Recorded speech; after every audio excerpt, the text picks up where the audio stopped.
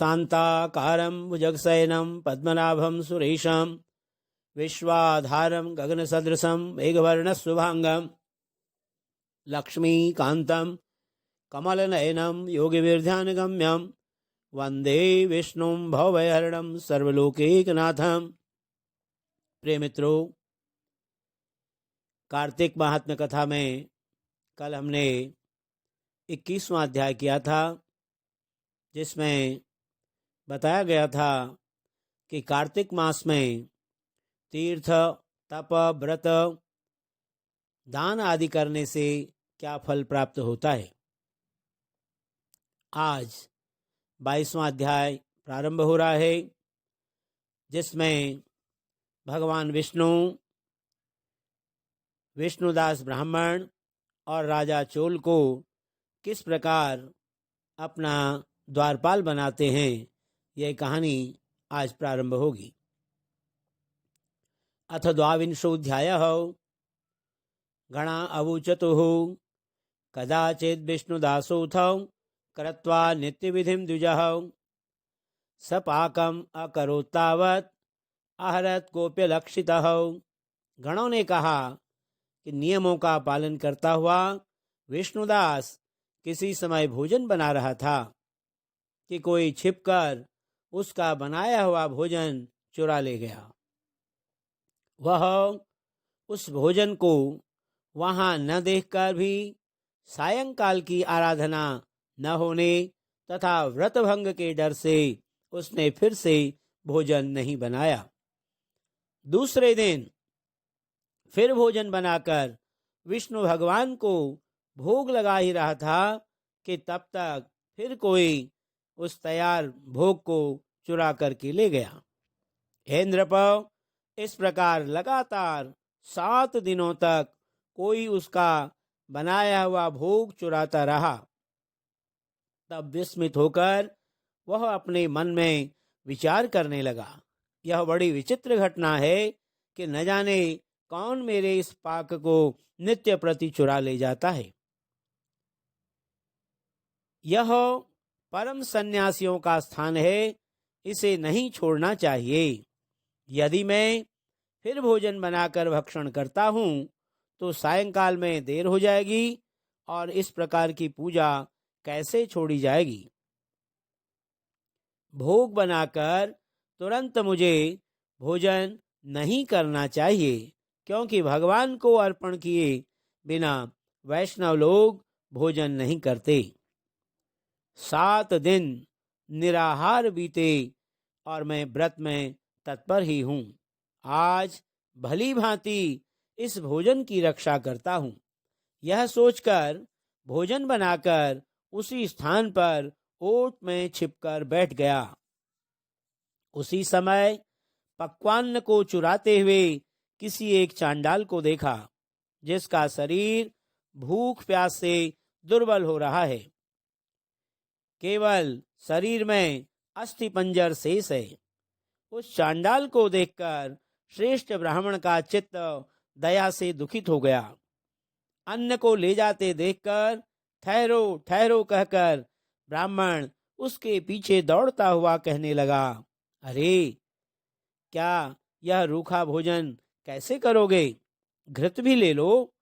यह कहते हुए श्रेष्ठ ब्राह्मण को अपनी ओर आते देखकर वेग से दौड़ता हुआ वह डर से मूर्छित होकर पृथ्वी पर गिर पड़ा। भय से उस मूर्छित चांडाल को देख वह दयालु ब्राह्मण शीघ्र ही उसके पास आकर अपने वस्त्र से हवा करने लगा।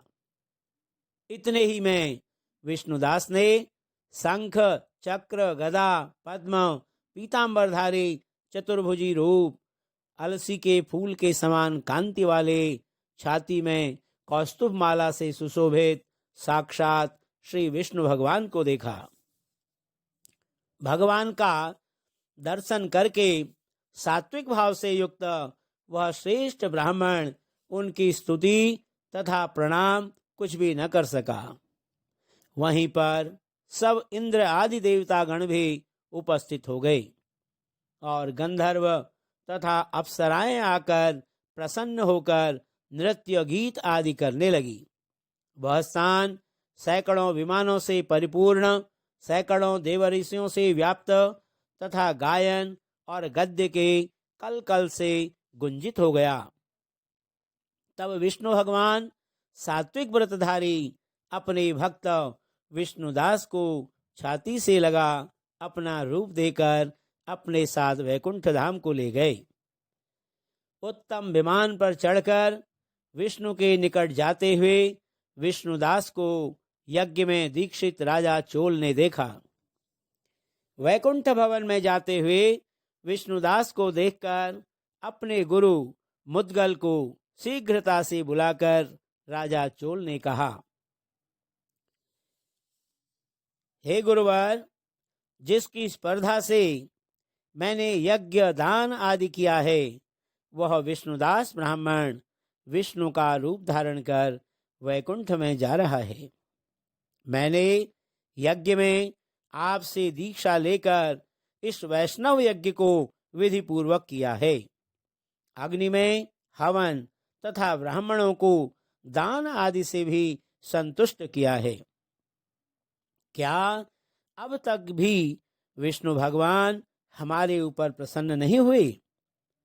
विष्णुदास के भक्ति से ही विष्णु भगवान ने विष्णुदास को दर्शन दिया। इससे सिद्ध हुआ कि दान आदि तथा यज्ञों के करने से विष्णु भगवान प्रसन्न नहीं होते, अपितु केवल भक्ति ही से उनका दर्शन होता है। ऐसा कहकर उसने अपने भांजे को राजगद्दी पर बैठाया, क्योंकि लड़कपन से ही यज्ञ में दीक्षित होने के कारण राजा पुत्रहीन था। इसी कारण आज भी उस देश में राज्य के अधिकारी उसी नियम के अनुसार भांजे ही हुआ करते हैं। अनंतर वह यज्ञ मंडल में जाकर यज्ञ कुंड के अभिमुख खड़ा होकर विष्णु भगवान को बड़ी शीघ्रता के साथ उसने 3 बार पुकारा, हे कमलापते, हे कमलापते, हे कमलापते, मुझे आप अपनी अचल भक्ति दीजिए, जिससे मैं मन, वाणी तथा कर्म से सर्वदा आपका भजन किया करूं। ऐसा कहकर वह राजा लोगों के सम्मुख ही अग्नि में कूद पड़ा। यह कांड हो जाने पर मुद्गल ने मारे क्रोध के अपनी शिखा उखाड़ डाली। इसी से उसके गोत्र में आज तक भी उसके गोत्रज शिखा रहित रहते हैं। इतने में ही भक्तवत्सल विष्णु भगवान कुंड के सम्मुख प्रकट होकर चोलेश्वर को उन्होंने दर्शन दिए और हृदय से उसे अपने लगाकर विमान पर आगे चढ़ा लिया। विष्णु भगवान उसको आलिंगन करके उसे अपने समान रूप देकर देवताओं के साथ राजा चोल को लिए हुए वैकुंठ को चले गए। लक्ष्मी के प्यारे विष्णु भगवान ने अपने समान रूप वाले विष्णुदास ब्राह्मण को पुण्यशील और राजा चोल को सुशील नाम देकर दोनों को अपना द्वारपाल बनाया। इति श्री पद्म पुराणे कार्तिक महात्म्ये श्री कृष्ण सत्या संवादे विष्णुदास चोलोपाख्यानम नाम 22 बोलो श्री लक्ष्मी नारायण भगवान की जय।